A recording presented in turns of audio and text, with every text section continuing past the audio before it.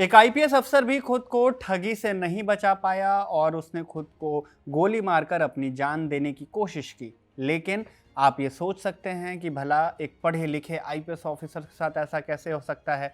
पर ऐसा नहीं है कि एकमात्र नौकरशाह हैं पंजाब के जिन पर इस तरह की बात कही गई हो, या फिर जैसा आप सोच रहे हैं कि कैसे इनके साथ ऐसा हो सकता है। बीते कुछ समय से पंजाब के पावर सर्कल में एक ही बात की चर्चा है। तकरीबन हर एक महीने के अंतराल पर लगातार ऐसी घटनाएं हो रही हैं जिनमें पंजाब की टॉप ब्यूरोक्रेसी पर सवाल खड़े हो रहे हैं। सितंबर 2025 में इमिग्रेशन फर्म चलाने वाले कारोबारी राजदीप सिंह ने आत्महत्या कर ली। मरने से ठीक पहले उन्होंने एक वीडियो रिकॉर्ड किया जिसमें उन्होंने पंजाब पुलिस में एआईजी गुरजोत सिंह कालर पर मानसिक दबाव डालने का आरोप लगाया। अक्टूबर 2025 की घटना देखिए। पंजाब के senior IPS officer DIG Harcharan Singh Bhullar को सीबीआई ने रिश्वत लेने के आरोप में गिरफ्तार किया। उनके घर और दफ्तर से करीब 8 करोड़ के लगभग कैश और नगद सोना और महंगी संपत्तियां बरामद हुई। कई सारे प्रॉपर्टीज के पेपर भी मिले, जिसके बाद उन्हें निलंबित कर दिया गया, जिससे पुलिस की छवि को भी बड़ा झटका लगा। नवंबर 2025 की घटना सुनिए। एसएसपी रवजोत कौर ग्रेवाल पर इल्जाम लगा कि उन्होंने चुनाव में पुलिस मशीनरी का गलत इस्तेमाल किया। चुनाव आयोग ने इन्हें तुरंत सस्पेंड कर दिया। और अब पंजाब के पूर्व आईपीएस अधिकारी अमर सिंह चहल ने खुद को गोली मार ली। दावा है कि वो 8 करोड़ 10 लाख रुपए की साइबर ठगी से परेशान हो गए थे। नमस्ते, मेरा नाम शुभम है और आप खबरगांव देख रहे हैं। और इस वीडियो में हम इसी पर बात करेंगे कि पंजाब में नौकरशाहों को हो क्या गया है, साथ ही अमर सिंह चहल की पूरी कहानी क्या है वो भी बताएंगे। 22 दिसंबर के दिन पंजाब के पूर्व इंस्पेक्टर जनरल ऑफ पुलिस यानी आईजी अमर सिंह चहल ने खुद की जान लेने की कोशिश की। मीडिया रिपोर्ट्स के मुताबिक उन्होंने अपने सुरक्षाकर्मी के रिवॉल्वर से खुद पर गोली चला ली।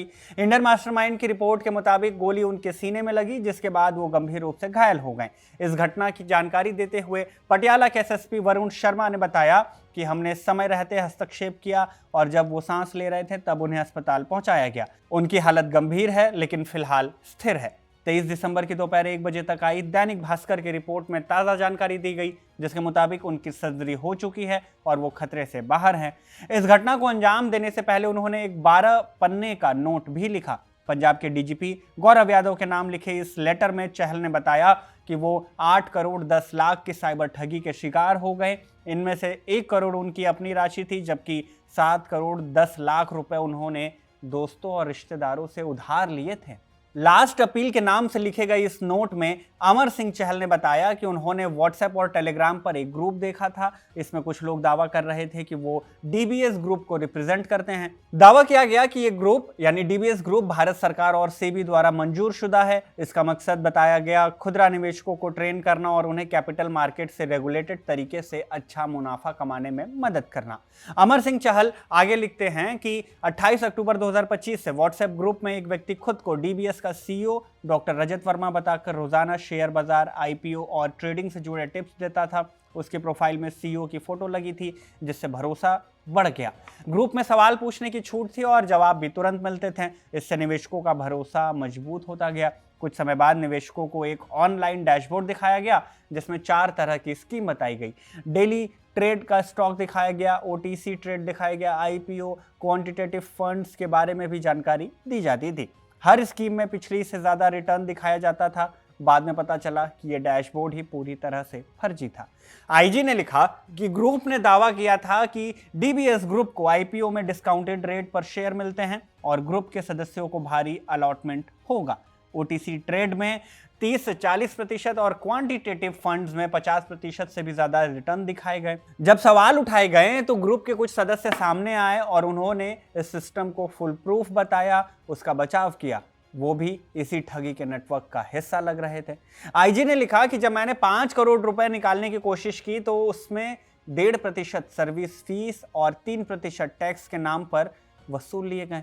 रकम कितनी? 2 करोड़ 25 लाख रुपए। इसके बाद भी पैसे नहीं दिए गए और दोबारा से 2 करोड़ रुपए, फिर 20 लाख रुपए और प्रीमियम मेंबरशिप फीस के नाम पर मांग लिए गए। चहल ने आगे लिखा कि एक्सिस, एचडीएफसी और आईसीआईसीआई बैंक के खातों से 8 करोड़ से अधिक की राशि ट्रांसफर की। इसमें से करीब 7 करोड़ रुपए उधार लिए गए थे। सभी बैंक डिटेल्स, आईएफएससी कोड और ट्रांजैक्शन रिकॉर्ड्स, चैट्स और स्क्रीनशॉट शिकायत के साथ लगाए गए हैं। ये सब कुछ पूर्व आईजी ने लिखा। साथ ही लिखा कि वो मानसिक अवसाद से पीड़ित हो गए और इसका इलाज करा रहे हैं। अभी तक उन्होंने अपने परिवार को पूरी जानकारी नहीं दी और अपने परिवार की सुरक्षा अब वो चाहते हैं। जिन लोगों से उन्होंने पैसे उधार लिए हैं उनसे राहत की मांग करते हैं और ठगों द्वारा जो वसूली गई रकम है उससे लौटाने और परिवार को दिए जाने की अपील भी वो इस लेटर में करते हैं। इंडियन मास्टरमाइंड्स की रिपोर्ट बताती है कि चहल ने दावा किया है कि उन्होंने इस ठगी के मामले को लेकर प्रधानमंत्री नरेंद्र मोदी, केंद्रीय गृह मंत्री अमित शाह और वित्त मंत्री निर्मला सीतारमण को भी पत्र लिखे थे, लेकिन इससे पहले कि कोई कार्रवाई होती उन्होंने ये कदम उठा लिया। खैर, अब पुलिस इन सभी दावों और आरोपों की पड़ताल कर रही है। दैनिक भास्कर की रिपोर्ट के मुताबिक अमर सिंह चहल आईजी पद से रिटायर होने के बाद पटियाला में ही रह रहे थे। यहीं उनका घर था जहां पर यह घटना हुई। मूल रूप से पंजाब के मानसा जिले से रहने वाले अमर सिंह चहल ने राज्य में कई अहम पदों पर काम किया। वो अमृतसर के पुलिस कमिश्नर रहे जहां उन्होंने ट्रैफिक प्रबंधन, नशा नियंत्रण और स्ट्रीट क्राइम पर काम किया। इसके अलावा वो पटियाला रेंज के डिप्टी इंस्पेक्टर जनरल भी रहे। उन्हें एक फील्ड ओरिएंटेड अधिकारी माना जाता था। हालांकि मीडिया रिपोर्ट्स में लिखा गया कि अमर सिंह चहल पहले भी विवादों में रह चुके हैं। 2015 के बहबल कला और कोटकपुरा पुलिस फायरिंग मामलों में उन्हें आरोपी बनाया गया। आरोपियों की फहरिस्त में वो शामिल थे। ये घटनाएं गुरु ग्रंथ साहिब की बेअदबी के खिलाफ हुए प्रदर्शनों के दौरान हुई थी, जिनमें 2 प्रदर्शनकारियों की मौत हो गई थी। फरवरी 2023 में पंजाब पुलिस की स्पेशल इन्वेस्टिगेशन टीम ने फरीदकोट की अदालत में चार्जशीट दाखिल की, जिसमें चहल सहित दूसरे सीनियर अधिकारी और राजनीतिक नेता नामजद थे। इन मामलों में उनकी अग्रिम जमानत याचिकाएं पहले भी स्थानीय अदालतों से खारिज हो चुकी थी। इन वजहों को लेकर वो अब तक चर्चा में रहते थे।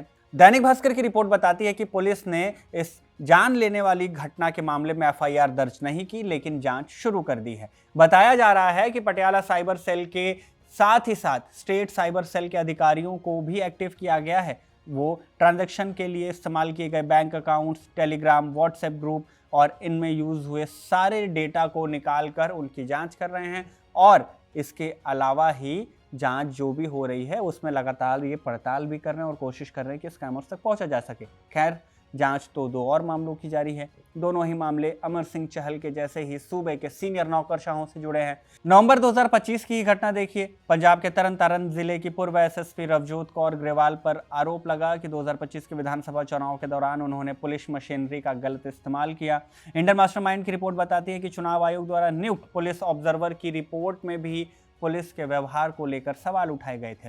आयोग ने कहा कि मॉडल कोड ऑफ कंडक्ट के तहत पुलिस की निष्पक्षता में गंभीर चूक पाई गई। ये चुनाव 11 नवंबर को होना था, लेकिन उससे ठीक कुछ दिन पहले ही 8 नवंबर को चुनाव आयोग ने उन्हें तुरंत सस्पेंड कर दिया।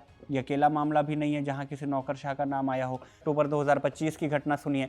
पंजाब पुलिस में रोपड़ रेंज के डीआईजी रहे आईपीएस हरचरण सिंह भुल्लर को रिश्वत के आरोप में गिरफ्तार किया गया। उन पर आरोप था एक स्क्रैप कारोबारी से 8 लाख रुपए रिश्वत लेने और महीने का सेवा पानी मांगने का, यानी कि जो भी महीने का खर्चा पानी होता है। गिरफ्तारी के बाद सीबीआई ने उनके कई ठिकानों पर छापेमारी की और लगभग 7.5 करोड़ नगद, इसके साथ ही कई किलो सोना, चांदी, लग्जरी घड़ी, गाड़ी और 50 से भी ज़्यादा बेनामी संपत्तियों के दस्तावेज बरामद किए। गिरफ्तारी के बाद उन्हें उनके पद से निलंबित भी किया गया और कोर्ट में मामला अंतिम आदेश के लिए लंबित है।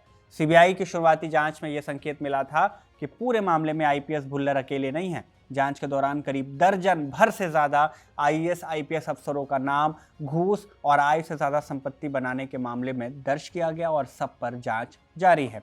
अब तारीख बदलते हैं और नए किस्से पर आते हैं। सितंबर 2025 में खबर आई कि एक इमिग्रेशन फॉर्म चलाने वाले कारोबारी राजदीप सिंह ने आत्महत्या कर ली। इंडियन एक्सप्रेस की रिपोर्ट बताती है कि आत्महत्या से ठीक पहले उन्होंने एक वीडियो रिकॉर्ड किया जिसमें उन्होंने पंजाब पुलिस के वरिष्ठ अधिकारी एआईजी गुरजोत सिंह कालर और कुछ दूसरे लोगों पर परेशान करने और मानसिक दबाव डालने का आरोप लगाया। इस मामले में पुलिस ने IG Gurjot Singh Kalar, ASI Rishi Rana, chartered accountant Sunil Agarwal, caterer Rinku Krishna और साइना अरोड़ा के खिलाफ आत्महत्या के लिए उकसाने और आपराधिक साजिश की धाराओं में एफआईआर दर्ज किया। एआईजी कालर पंजाब पुलिस के एक जाने माने अधिकारी रहे।